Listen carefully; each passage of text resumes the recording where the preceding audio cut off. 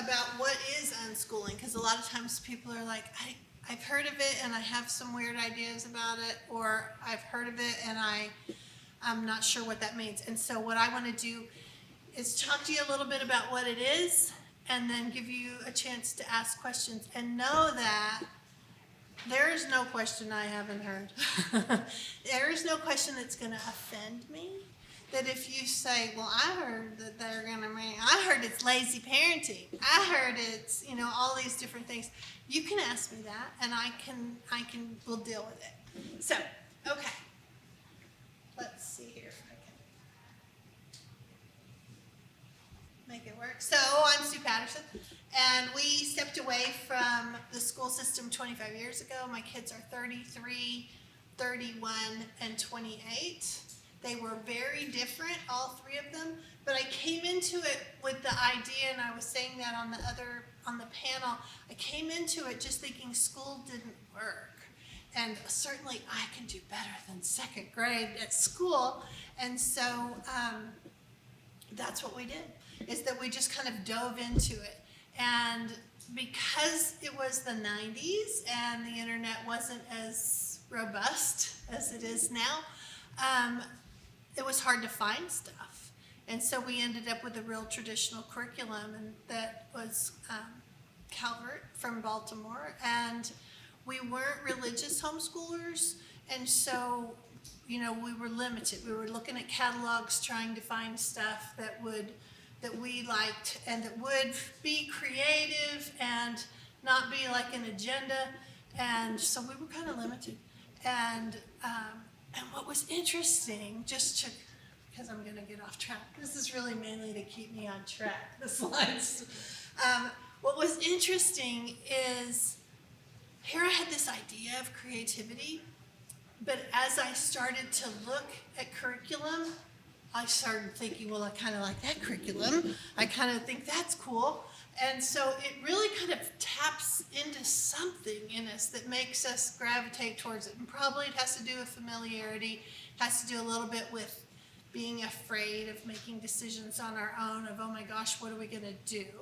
Because that's the thing about unschooling, is that we're starting with where the kids are and rippling outward, as opposed to starting with a curriculum and pushing the kids into that mold. So as far as what our journey was like, I had this big evolution. I ended up starting as just a mainstream mom who said, I can try this. We'll just do it as an experiment. It'll be a trial. And we'll keep doing it. Oh, this is kind of fun. I don't want to stop that. And it just kept going. And the kids kept learning.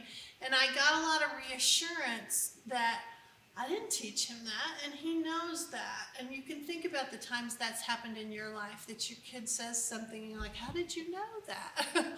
They watched it, or they listened to somebody else, and we saw that kids learn and grow. And so they don't have to have everything orchestrated by the parent. So I think that where you start isn't going to be where you end up. So that's important to know. This thing here, it says text unschool at 6686. If you want to get emails, I send emails out once a week. I have a podcast that you can listen to, and then the email has resources. If you text that, it'll get you on my email list. So that's an easy way to do that. If you have any questions, or if it doesn't work, because if I'm thinking I'm really capable, but I'm not as capable. All right. So first things first, we talked a little bit about, is it legal in the panel before? It is considered homeschooling. It's not. You're not going to find a thing about unschooling in the law.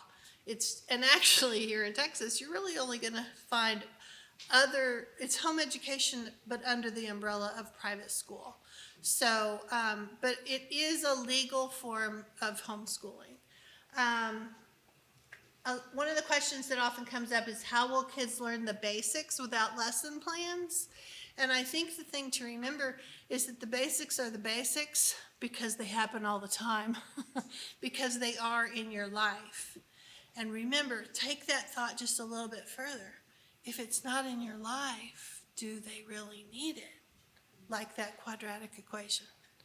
if I was in a position where I needed to, I used to say, like, the Pythagorean theorem. And then my husband, who does astrophotography, said, I use the Pythagorean theorem all the time.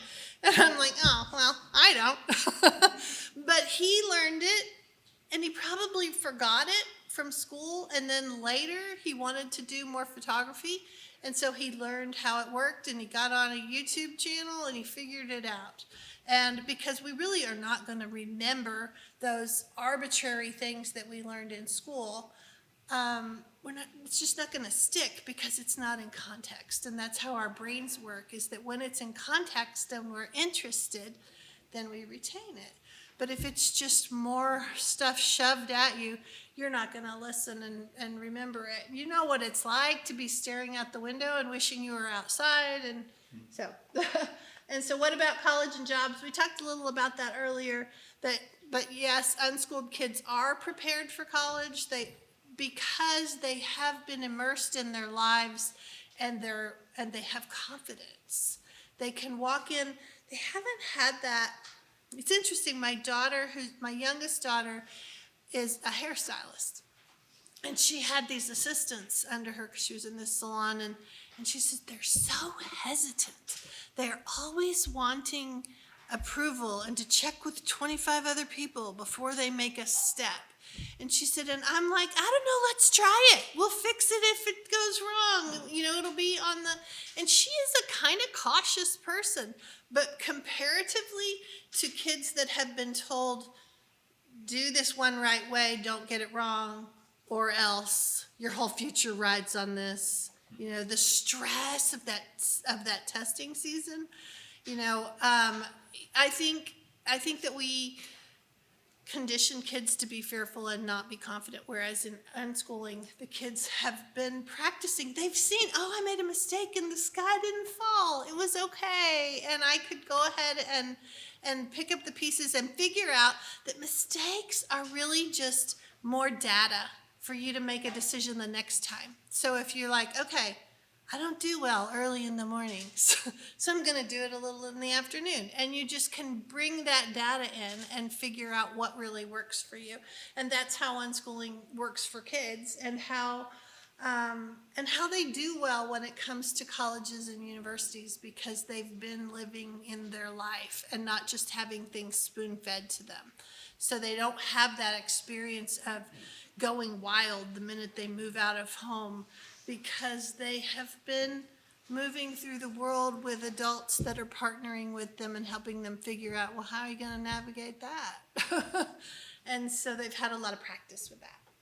All right, so the school approach, what we think is going to happen, we're going to pour this information in, they're going to receive it, we're going to cross our fingers and hope.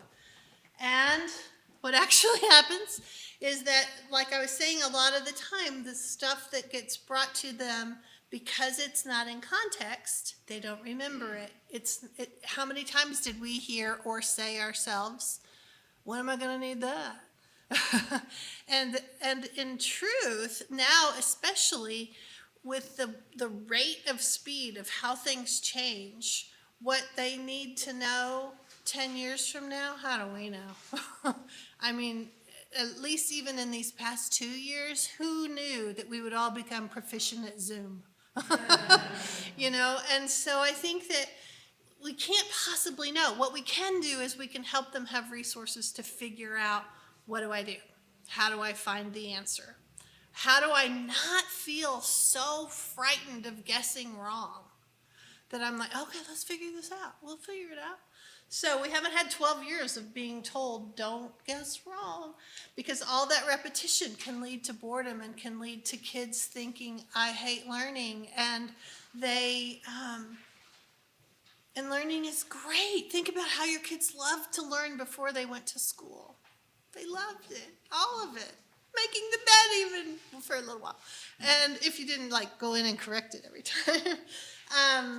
And then they went to school, and that's what happened with my son, is that I watched his interest just get lower and lower, and I looked at the third graders. He was in first grade, and the third graders looked like such big kids, and they were like zombies in the hallway. They were just dragging. They had already, their little enthusiasm about learning was getting smaller and smaller and smaller. And we know that for our own experience too, right? That can happen. So whereas the unschooling approach is that learners follow their own interests, and we need information and skills to do the things we want to do, and then that becomes the catalyst for the learning. So it's not like the curriculum gets placed, and now how do we fit, and we're going to carve these edges off.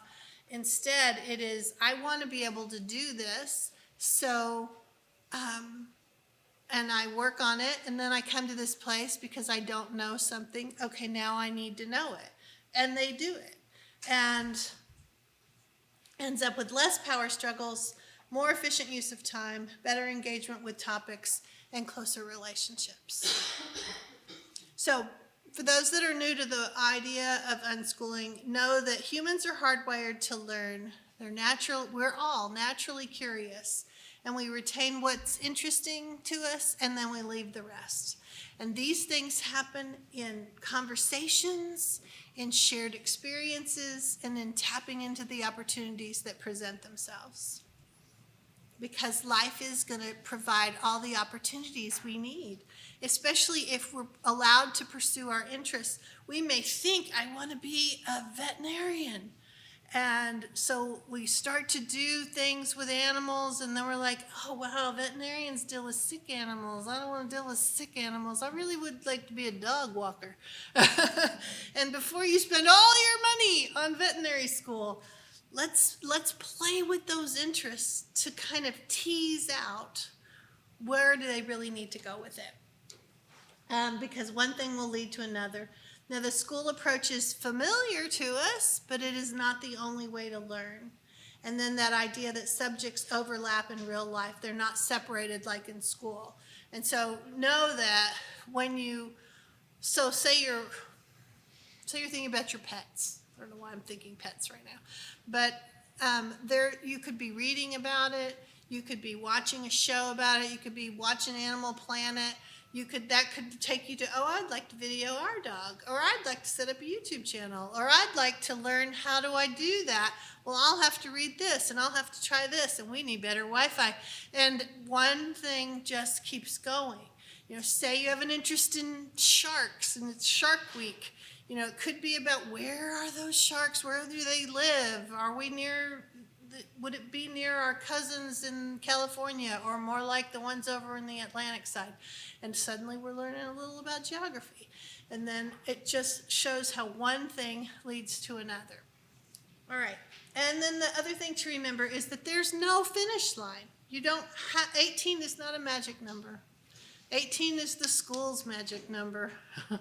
But in real life, I'm learning how to do this, and I'm 61 years old, and I'm still learning. So there's plenty of time to learn the things you want to learn, and for the kids to learn what they want, and to know that it's going to shift over time. You're going to have an interest for a while, and you're like, not so much anymore. And then something else happens, and you grow. And when you see that that's happened in your life, then you can recognize that it'll happen in their life too. So the basics about unschooling, that's where people sometimes have questions. Unschooling is not school. That's the simplest form of it. No tests or quizzes, no predetermined scope and sequence by grade level or age, no top-down teacher-driven approach, no breaking life down into subjects, no arbitrary schoolish ways. But instead, it's fueling curiosities, partnering with your child, helping them navigate through the world so that they are not learning how to do that in their mid-20s, and now they still have to pay rent, and they have been navigating the world with you, their most loving adult, right there with them along the way, helping them find resources for their interests and creating an environment that makes learning and life all woven together. So this is what's on the back of this page. If you guys... this helps you see the different ways that that learning happens in your life. And it's not that everything is going to be, that's that and done. And this is just like a way to start to open your mind to the idea that, we are doing math. I don't have to pull out that curriculum. Or, oh, this is a way to expand on our grammar or on our spelling vocabulary. One of the things that I have a coaching group, and I tell them when kids are just learning how to read, to get a big whiteboard and start to write the words down that they can spell, so that they start to see their growing list of words. And it's such a joyful, empowering experience for them. So I always want to tell y'all that. So how do you unschool? You're going to learn about your child. They're going to give you all the data and the clues you need to know your next steps. You're going to explore with them. The world has a lot of opportunities that we overlook because we're so busy trying to check boxes. So we have to change our mindset and notice more. We're going to build kind of a cozy nest. It's not going to be a House Beautiful magazine kind of home, because people live there. And I think that when we create our homes that are laboratories and art studios and cozy reading areas based upon the interest of the people that live in that house. If you have a family that isn't interested in art, you don't need an art studio. But if you have a family that's really into it, you might want to dedicate a lot of space for it. And that's the way you're able to do, because you can individualize everything. And so that's about focusing on individualization. Don't worry about how are they going to compete with the other kid. And we tend to do that. Like the neighbor kid can do something and suddenly we're like, my kid doesn't even know, blah, blah, blah. And I think that part of that has to do with school conditioning, that it's all about competition, where you are on your class ranking. Do you know what somebody else knows? And when we can really, we give a lot of lip service to that word individualization, but individualization means you really have to not be in control. And that's scary. And we don't give any lip service to that. And so if we think about, all right, if I'm going to individualize, I need to see the value in seeing them. Unschooling is like individualization to the max. All right. And then, let's see. You're going to meet your own needs too. That's something that happens as an unschooling mom or dad, that you have time to model meeting your own needs. You have time to explore things and live a life with them. And one of the reasons that is an important thing that I've added onto this list is because if we're constantly putting our needs aside, we're going to get pretty crabby. We're going to feel really resentful. And so we need to figure out, where do we factor in something that will satisfy us a little bit. And so it's interesting because we're not normally told to do that. And so you have to take that upon yourself to figure out. So basically, knowledge plus support is what leads to unschooling success. And these are the different things that I offer. I have lots of resources and tools to help you become more confident. And all of these are written in this, if you guys have this. And, a lot of times it really helps to be in community with other unschoolers so that you don't feel so isolated. And so if somebody was to ask, well, what do you think is the one thing? The one thing I would recommend is to join the membership, even just for a month, just to kind of read the materials, come to the coaching calls, see that other parents are living this unconventional lifestyle. Even just a month. We have people in there that have been there for years, but we have also people that come for a couple months. They're like, oh man, I was looking at math curriculum in the middle of the night, so I've got to jump back in the group. And they come and they get kind of calmed down a little bit, and then they leave for 6 months and come back a couple more months. And I'm fine with that, because that's really my whole goal, is just to create something that can help you be successful. So questions that you might have, some of these are what has come up. Or if you have questions, or if you see that and you're like, oh, now I really want to know that one. I thought I would give you some ideas of some of the things. Will they be prepared for adulthood? Absolutely, because they've been living this full, rich life all along. There's not such a childhood / adulthood, or like the Thanksgiving adult table and the child table. And oh gosh, I'm graduating to the adult table. It's not like that. You're just living life with them. How will you know if they know enough? What's enough? Um, are they happy and exploring interests and growing a little every day or over a period of time? Or do you notice, wow, in the winter, we really don't do much. We lay around a lot. We might be more, you might have a family that's more seasonal, that does different things in different seasons differently. But know that, if your child is happy and if they're still curious, you're on the right track. You don't have to, and that's hard too, because we have a lot of conditioning of like, are you a good parent or a bad parent? And are you neglectful or are you, and we're like, don't judge me. And we have to, and maybe as you get a little older, or you could learn earlier than me, is that judgment, let that be internal. Don't let other people have a say over whether you're a good parent or not. Are you connected with your child? Are you offering opportunities to explore the world a little bit more? Are you engaged and doing fun things together and having this great life? Yeah, and you're good, So if you remember that. They'll make friends based upon the activities they're involved in. That's one of the questions about will they make friends.